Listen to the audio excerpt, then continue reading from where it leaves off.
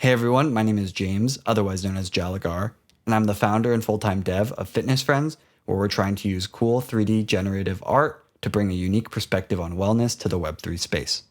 I'm a UC Berkeley grad with 5 years of experience in the industry as a software engineer, web developer, backend engineer, and most recently as a tech lead at a finance firm in New York.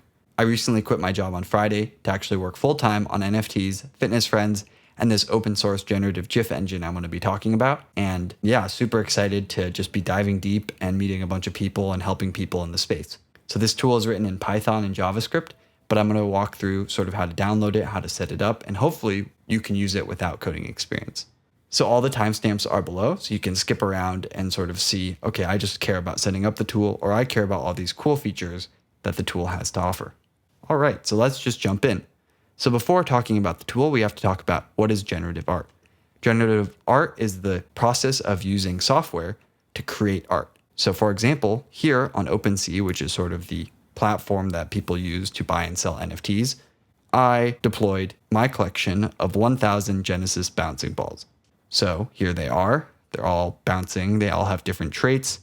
And I did not draw each one of these. That would take a ton of time. But I basically used different layers and then use the generative GIF tool to generate all of these. It also comes with rarities, so we can see all the attributes here. They have a hat, there's the ball, there's the background, and there's like a landscape, so we can sort by the ball that are multicolored.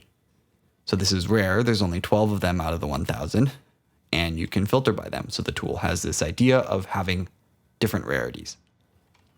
All right, so what does that generative art process look like? Okay. We have to talk a little bit about what the layers are before jumping into the tool.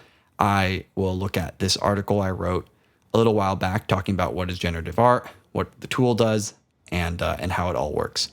So I will link that down below. All right, so for static images, this is what you do.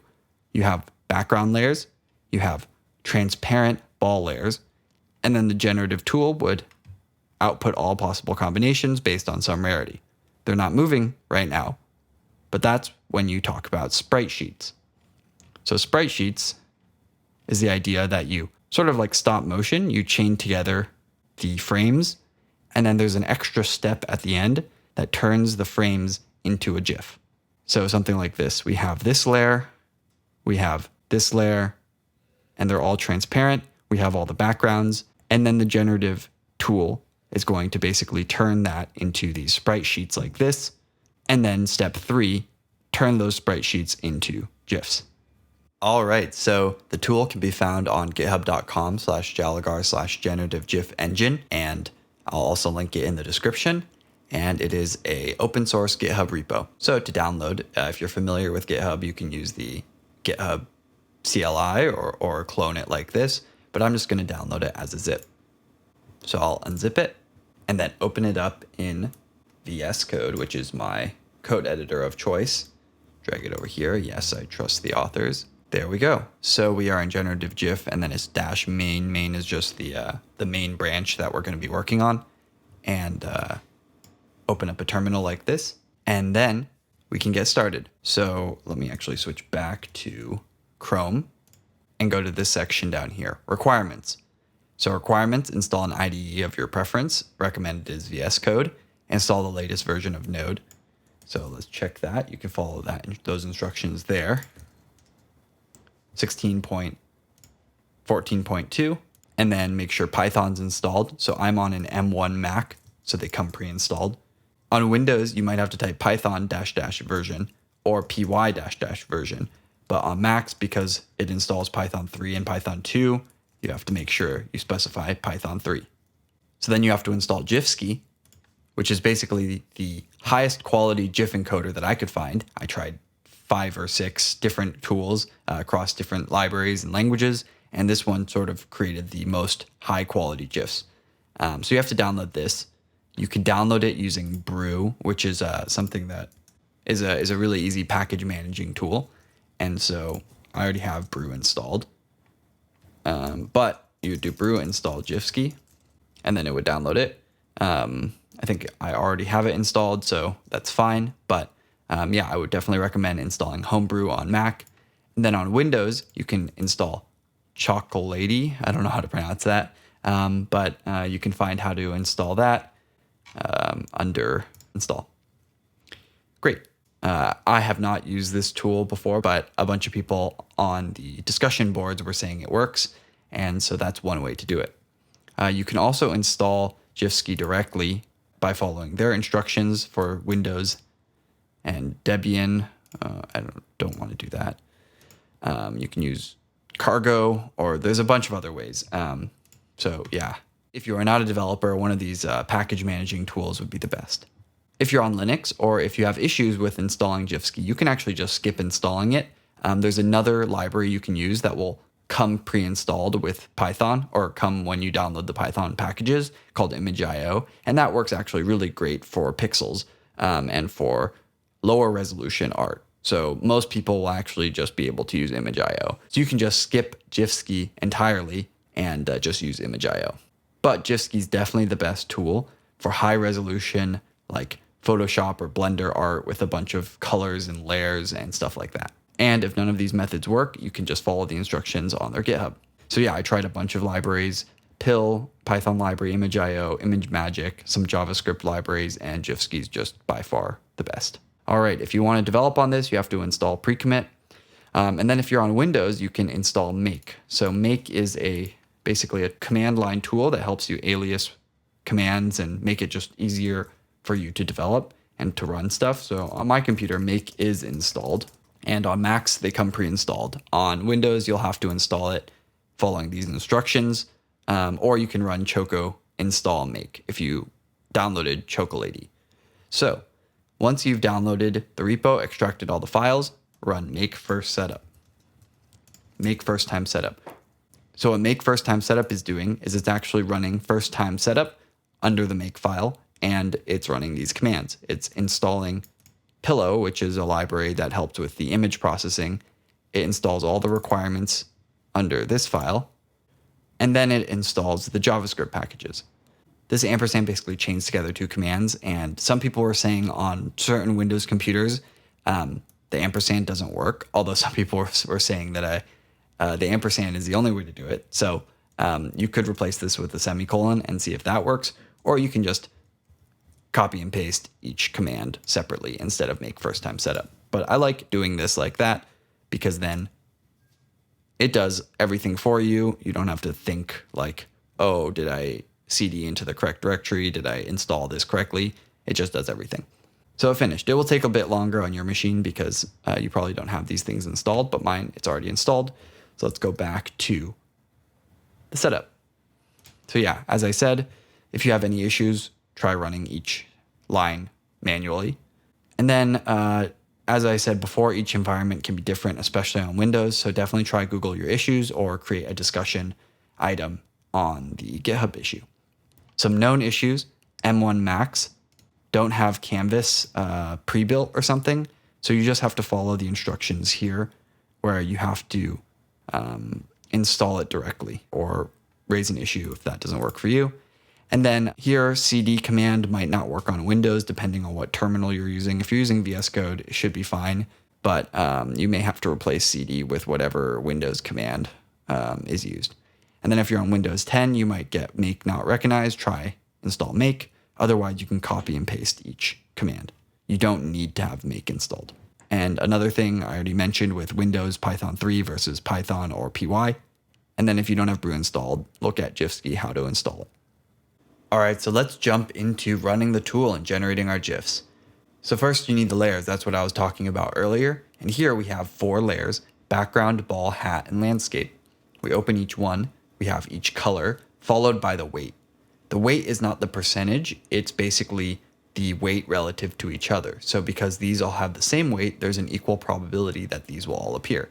This one has a smaller weight, so this is much less likely to appear. My rule of thumb is basically add all the weights to 100, and then those are your percentages. I didn't do that here, but that's probably what a better practice would be. Open each one, and here we only have a static image. So the tool is smart enough to duplicate your image as many times as you want frames. So you don't have to copy and paste each one. You can just put it in here and you label it 0.png. But if we look at multicolored, I actually include all 12 frames because we want it to change colors. And so for our purposes, these are going to have 12 frames each. If you had one layer with 2 frames, it would duplicate and repeat those layers all the way up until 12. And if you had something that had more than 12 frames, it would cut off the frames afterwards. So let's look at the ball. The ball, we have blue, and we can actually see here, these are transparent backgrounds, and we can actually, it's like stop motion. You can see each layer separately. The tool does allow for GIF layers. So you could actually, instead of copying and pasting 0.png, 1.png, 2.png, you could just upload 0.gif, and that would be this whole thing chained together. But I like treating each layer separately and each frame separately, because then you get higher resolution PNG files. Instead, you might lose quality if you pass in a GIF layer, and then the GIF gets split into images, and then the images get split back into GIF. So this is my recommendation, but you can pass in GIF layers. So that's the layers. Each one looks like this. If you want a none layer, basically if you want to skip not putting anything, you would just put a transparent layer like this. In the future, I will add features so that if you want a none layer, you can just skip the layer entirely instead of having hat none. But right now it will just be hat none, and that will happen, 50 weight compared to the other 20 weights. And then you just run make all. Make all, as we look here, under the hood runs step 1, which we have to look here. Step 1, which runs this file, step 1 build. Step 2, which converts the sprite sheets to a generative sheet. So step 1 turns the layers into a sprite sheet, and I'll show you that after it's run. Step 2, sprite sheet to generative sheet. And step 3, generative sheet to GIF.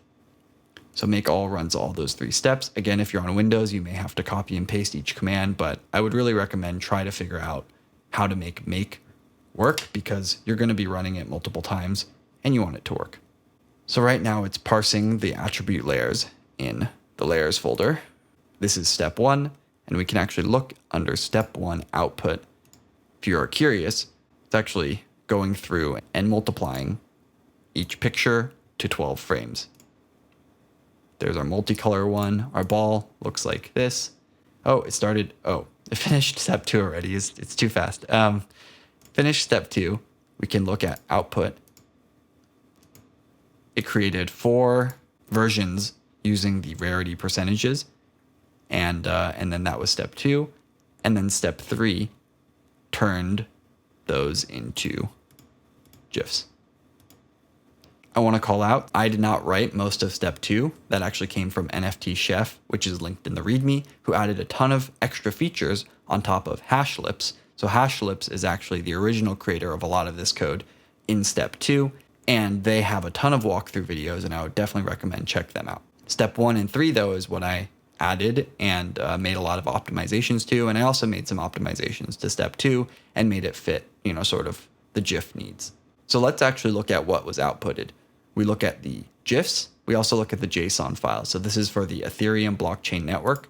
Each GIF has to have a corresponding JSON file. So here we have the DNA, the name, description, image, and this is the IPFS, or the URL where the image is hosted, and then the image name, edition, date, attributes, and then the trait type and value, and then the compiler, which is Hashlips R engine, Jalagar GIF fork. So let's actually look at the configurations, because the configurations are super important. And this is in the README as well, but I like to just walk through it like this.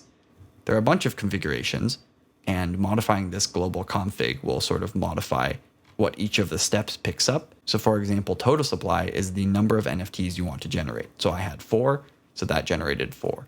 Height and width, this is not the input height and width, this is the output height and width. So if you want something smaller for whatever reason, you can modify it like this, and the input layers can be, 1000 by 1000, but then the output will be 100 by 100. Frames per second is how fast and how many frames the GIF is generated at. And what's nice about this is you can tweak this around and then just run make step 3, because only step 3 cares about the FPS.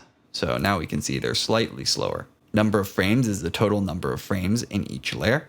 Save individual frames. This is super useful if you want people to have profile pictures of your GIFs. So a lot of websites don't support a GIF as a profile picture. It has to be static.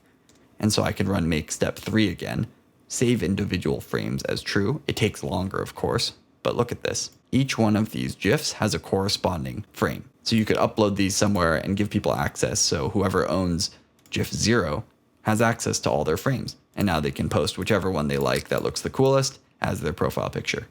The description is basically the description that appears in the JSON. So let's actually change this to Genesis bouncing ball. And then base URI is the IPFS URI. So let's actually change this as well. 1, 2, 3. So pretend I've uploaded all of the GIFs into some IPFS place or Pinata or even some centralized storage. Save it. And then we actually run make update JSON. And that goes through, it's very fast, goes through and updates all the JSONs. So now the JSON files have Genesis bouncing ball IPFS 123/0.gif. And then you can upload all these JSONs. And then in your smart contract, you link the URI to those JSONs. And then OpenSea will pull this JSON info and then pull the image from this link. So that's sort of the end-to-end flow. And then you can change the start index. So let's just say you want to add on to another collection, or you have 100 and then you want to generate from 200 to 300. You can do the start index. Quality is useful. So quality goes from 0 to 100. This is the quality of the GIF. So if your GIFs are too large, you can tweak the quality or you can tweak the height and width. And then you can see if that makes it smaller. And then the layers folder is what folder to pull the layers from. You probably will only use this layers folder, but you could look at these other ones to see sort of the other features that I've added. And then you can try play around and run those. GIF tool. So this is something I was talking about before. If you don't want to install GIFski, you change this to image.io, which uses the Python library instead. And it will probably work for most use cases. Looping the GIF. So some people are saying, oh, I don't want to loop multiple times. So you can just set it to false, rerun it, and then the GIFs won't repeat. Debug is false. If you want to debug the code, or if you're a developer, you can set it to true, and then a bunch of log lines will appear. Batching, I'll talk about a bit later, but batching is really useful if you have a ton of different frames and it's sort of too many frames for the JavaScript code to sort of work with. So batching basically batches it into batches of 10 or 20 or something like that. And then it will chain all those batches together and create a final GIF. Multiprocessing. This is something I added later to basically speed up step 1 and step 3. This does not speed up step 2. I'm still looking on how to do that. But step 1 and step 3, you can take advantage of all the processors in your computer. And I'll talk about that and show how that works later as well. One more configuration that you need to sort of figure out is the config.js. So I can do Command P to just sort of look through all these files. Config.js. So this is under step 2, sprite sheet, generative sheet, config.js. So you have to edit this if you change the layer names. So you'll notice nowhere in the global config do I specify the order of the layers. So there's an order, or else the background might appear on top of the ball and it would look weird. And that's under config.js. This is the only variable you need to edit outside of global config is you have the layers order. So background is the layer that's in the back, and hat is the layer that's most in the front. So background, landscape, ball, hat. And that's why when we look at the GIFs, we have background. Do I have anything overlapping? No, yes. Background, landscape, and then the ball, and then the hat is covering the ball. Awesome, so those were all the configurations to get you started. And now you can create your amazing GIF generative collection. Now let's look at all the features this tool has to offer. So let's start with Rarity. So what if you want to actually know what the output rarity is going to be? So I'm actually going to run 10 of these to make it sort of more obvious. And then it'll parse through all of these. And I actually want to output what is the rarity percentage for each one of the background ball folders. So now it's done. There are 10 bouncing balls. So I can type make rarity. And this actually outputs the percentage of each. So this is useful if you want to just do an inventory, make sure everything looks good. And because there are only 10 bouncing balls, obviously these chances and occurrences and percentages are off. But if you generate 10,000, then these will mostly align with the chances that you want.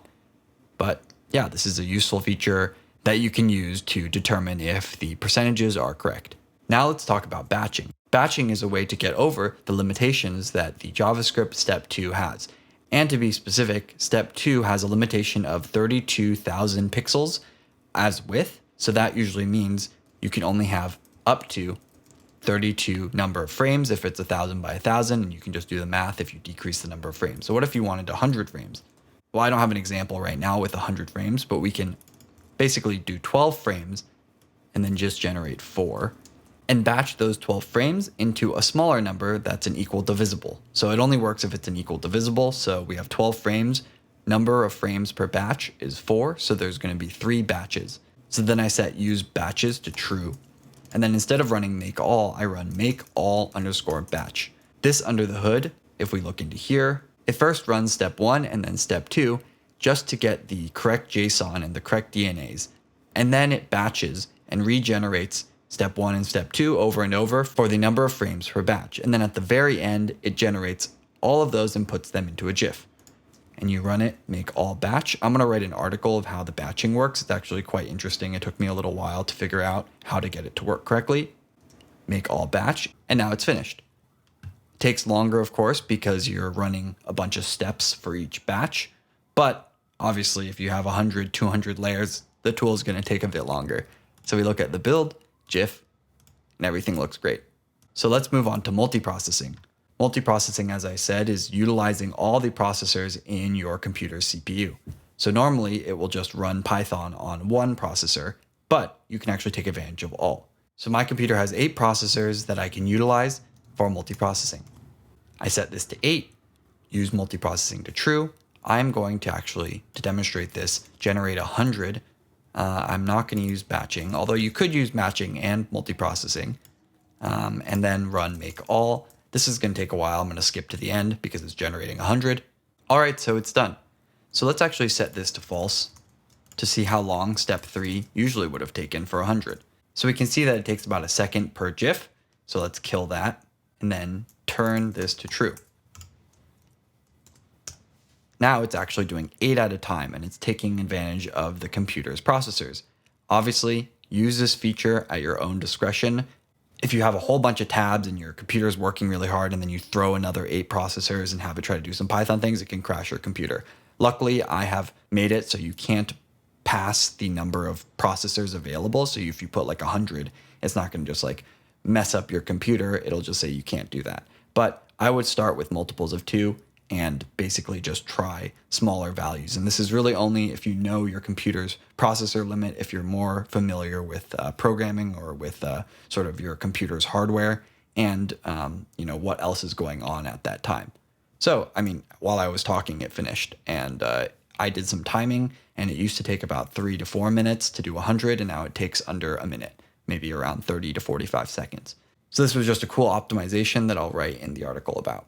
All right, so let's turn this back to 1 and set this back to false. And then let's actually look at provenance hashes. So provenance hashes are a way to prove to people that the order of your GIFs or images was set beforehand and you did not modify it during the reveal. So there have been times that people have messed with the image order and basically swapped it out really quickly and then gave all the legendaries to the team, right? And that is just unfair and messed up. And so provenance hashes basically prove that the order was created beforehand, and then you actually get an outputted provenance hash.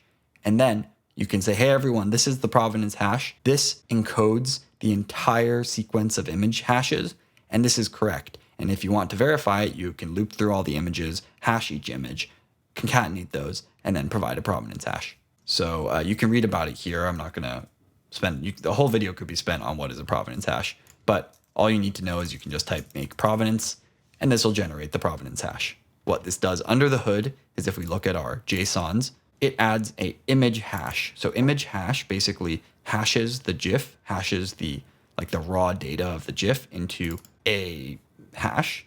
And then the provenance code basically adds all of these hashes together and then hashes that one more time. So if we scroll all the way down here, it creates underscore provenance hash. So we can see the concatenated hash string is this long sequence of all 100 GIFs hashed together. And then the provenance is that hashed one more time. So you tell everyone, hey, 2 days before reveal, this is our provenance hash. This is the order. We did not mess with it. And then when you reveal all 100 of these GIFs, then people can actually verify and hash each one of these and then look at provenance hash and make sure it matches. So that's a really, really good best practice. All right, so moving on from some of just the optimizations and tools on the side to what are some cool features that you can do with the generative portion of this engine. So let's scroll down to this section of the README, NFT Chef improvements, Z-index, stacking, grouping, if-then statements, and incompatibilities. So let's start with Z-index. So you can open this. This is NFT Chef's README. We can look at Z-index, which is basically a layer order. So here's a great visual of what that's doing. Basically, you can have the same layer, which in this case would be hair, happen behind and in front of the other layers. So this is really useful because it adds depth to the character, and then you're not adding a whole bunch of extra layers, not like hair 1, hair 2, it's just one layer hair. So you can still filter by blue hair and just see all the blue hair with the hair being on top and behind. So you should definitely read through this if you plan to use Z-index. The naming convention is similar to what we're going to be using. But let's look here and let's actually pull up the repo and then look at layer Z-index. So the final output is going to look something like, let's try to run it actually, instead of me telling you. So we change the layers folder to layers Z-index. Only can generate 4 or so. Run make all. While that's running, we can actually take a look at the layers. We have 3 layers: background, ball, and landscape. So the background's the same as before. We have gray and yellow. And then the ball is actually a basketball this time. And notice how the folder name is Z2, basketball. So this is in the Z2 layer, which basically means Z3 is going to appear in front and Z1 is going to appear behind. So if we look at the landscape and we actually now have a hoop, the hoop is Z1 is behind, which is this back part of the hoop, and then Z3 is the front part. So now make all has completed. We look into GIFs. This doesn't have the hoop, so Z-index doesn't matter. This does have the hoop, so now we can actually see the hoop is in front and behind, and we can see it again here. So that's super useful. You can actually have GIFs on top of GIFs. You know, this hoop layer could actually be animating on top of it, like the hoop could be moving up and down, and then you really add a lot more depth to your GIFs. So now moving on to grouping. You can group traits into groups like common and rare. Then you can specify how much supply you want of each. So if we look at layers grouping, which is an example that I provided under here, we have here background, we have common ball, common hat, landscape, rare ball, rare hat. So under here, we have the green ball is common. These are the common types of hats. The rare balls are orange, pink, and yellow. And these are the types of rare hats, birthday and mini ball. And rare meaning that basically it's not like these are rare in the whole grand scheme of the weights, like how we might specify here. We could have multicolor as 1. Rare means basically we're grouping. Only a certain number of balls are going to be rare, and that rare balls are going to pick from these traits. Only certain number of balls are going to be common, and those balls are going to pick from these traits. So how does the code know which number of balls to pick from common or rare? We can look in our config file, look under grouping example. Here we can see grow addition size to total supply -1. So the first total supply -1 balls will be bouncing ball commons. They're going to use the common ball folder. The trait is still going to be called ball and hat because we want the traits to be the same between the common and the rare balls, but the name of the folder is going to be common ball and common hat. Here, the total supply, grow addition size 2.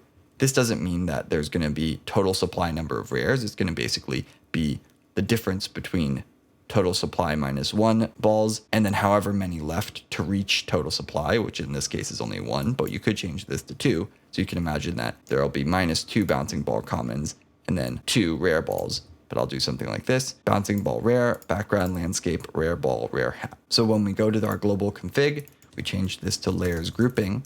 We can see that 3 of the balls are going to be common balls and then 1 ball is going to be rare ball. So let's see if that worked. All right, so it finished. Let's look under build GIFs. Here's a green ball, here's a green ball, here's a green ball, and here is an orange ball. So I would recommend that you actually shuffle these because it's going to be segmented. The first X will be common, and then the first something will be rare, etc. And I'll add a tool to shuffle these somehow.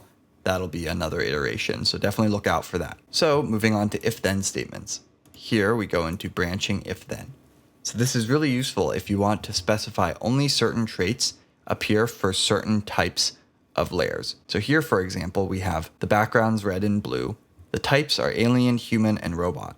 And then we have a branching logic. If the type is an alien, then include the alien head and the alien mouth. Otherwise, if it's a human, then it'll be human head, human mouth. This is different than what we've been doing this whole time, where you don't really get to pick what layers will be attached to what other layers. It's all randomly selected. You could probably use grouping somehow to group the first, 10 to be aliens, the next 5 to be robots, and the next 5 to be humans. But this is sort of using the whole generative tool as a whole, and then it'll randomly pick alien versus human versus robot based on the weight, and then it'll pick those layers. So this makes a lot more sense in my head for this use case. So here we can look at our code. We will use layers if then. Scroll up to layers if then. Basically background we have green and gray. The ball we have a pink ball. And then the purple ball we have a purple ball. But notice here there's actually a subfolder hat. And inside hat there's even more subfolders. So this basically says the pink ball has a 50% chance of being a birthday or a cowboy hat. The purple ball only can have the mini ball hat. And then the landscape is the same. So let's try run the code with 6 total configurations. So here we have the purple with the small ball, purple with the small ball, purple with the small ball, pink with the hat, purple with the small ball, pink with the cowboy. So it just so happened, because I'm doing a smaller sample size, that the purple ball actually appeared more often, but if you have a large enough sample size, it would be 50-50. It's just off by, it's 4-2, which, that happens with the smaller subset. So that's if-then statements. So let's look at incompatibilities. So what if you want the opposite of the if-then statement? You actually want to specify that a layer is incompatible with another layer. So for example, you don't want the flashing background to have a multicolor ball. That would just be too much on the eyes, and it would just be flashing too much. Note, this only works if the layer names are all unique, or else this may lead to unintended behavior. So now what you have to do is, let's look at our layers incompatible folder. This is just a subset. I renamed this flashing background because I need the layer names to be unique. The ball is multicolored. We don't want the multicolor ball to be with the flashing background. The hat is birthday and the landscape is cupcake. So we go into config. We actually look at incompatibilities. I uncomment this. So this means the flashing background cannot have a multicolor ball. And this is in order of what comes first. So the background is the first layer that comes first, and then the multicolor ball comes later. So you have to do it like this. So we go to global config, we do we do layers incompatible, and we run it. And we can actually see here that you need more layers or elements to grow your addition to 4. There weren't even enough layers to generate 4 unique ones. It could only generate 3. And the reason for that is if we close all these and look at incompatible, there are 2 backgrounds and 2 balls and 1 hat and landscape. So the total possible combinations is 2 times 2 times 1 times 1, which is 4. But flashing cannot be with multicolored, so there's only 3. And here we see flashing with blue, we see gray with blue, and we see gray with multicolor. Let's move on to inserting legendaries. So if we actually look under randomly insert rare items. So if you have one of ones that you have manually hand drawn and you want to actually insert those into your sequence of GIFs, then you can do something like this. You go into your ultra rare folder. You have 2 folders, GIFs and JSON. Here we have the 2 basketball ones. And then here we have the JSON for both of these. You have to just manually create these. So you would call them something bouncing ball, z-index example 1, your description here, GIF, and then here, image name, you have to have hashtags here. Hashtag image name.gif, hashtag addition, date, attributes, compiler. So let's regenerate 10 with the initial layers folder. And then we will insert the 2 legendaries into those 10. All right, so we look at the build folder, we look at GIFs, here's the 10 of them. And then we just run make replace. This basically looks at the ultra rares, the GIFs and JSONs, and replaces them into the build directory and the GIFs. So now you actually have to go through and check, did it actually replace it? Yes, it replaced it number 5, and it replaced number 7. And we can actually double check in the JSON, number 5, bouncing ball z-index example 0, and number 7, number 1. So as an enhancement, I could probably print out the indices, but for now, you just have to look through and find them. All right, so those are most of the features from NFT Chef. If there's something missing, please let me know and I can incorporate it into the tool. It just requires copying and pasting, changing some file paths, and verifying and maybe creating some example folders, and then it will work. So let's move on to the feature that previews the GIF. So we can do something like make preview, and this will include 4 out of the 10 GIFs to include in the preview GIF. So we look at build, we look at preview GIF, and we can actually see them. They don't loop at all, and they go like this. If you want to modify how many appear and the order, you can change the configuration in step 3 preview.py. So here's the number of preview GIFs that will be included in the GIF, and then we can actually change the order as well. So we could change it from ascending, which basically will only pick the first 4, 0, 1, 2, 3, or descending, and that will pick the last 4 to include in the preview GIF. Personally, I think random makes the most sense, but if you for some reason want to just pick the first 4 or the last 4 or something like that, then that's a possibility. All right, so let's move on to Tezos and Solana metadata. So currently everything that we are doing related to the Ethereum blockchain network. But if you want to use Tezos or Solana, you can look at Tezos under here or Solana, and there are instructions for how to run them. They're both beta features. I have not deployed any code to either of the chains. So if there are any issues, please raise an issue. But if you see here, you can run make Solana, and this will create a folder build/Solana in the GIFs and JSON. And this will create the GIFs and then the corresponding Solana JSON data. If you need to change any of those configurations, you have to look into the Solana config and put all of the things you want here. Same with Tezos. It takes a little bit longer because it's resizing the GIFs, because in Tezos you have like preview images or something, and you need to have different resized GIFs. So it's going through all 10 and it's converting one size to be 50% and one size to be 75% of the total size of the GIF. So we look at Tezos, we have the display URI, which is the display GIFs. We have the JSON, we have the display URI, which is a smaller version of the GIFs. We have the JSON data, and then we have the thumbnail URI. And again, you can change the configs in the Tezos config. Awesome, so that wraps up all the features that the engine currently supports. In the future, I plan to support MP4. I plan to speed up step 2 somehow. I also plan to integrate a few other NFT chef features, and I plan to add shuffling the output. If you have any other suggestions or features you want to add, please create an issue or discussion on the GitHub repo. Really appreciate you taking the time to watch this video. Please follow me on Twitter at @Jalagar_ETH and follow my project Fitness Friends at @FitFriends_NFT. Thank you so much and have a great day.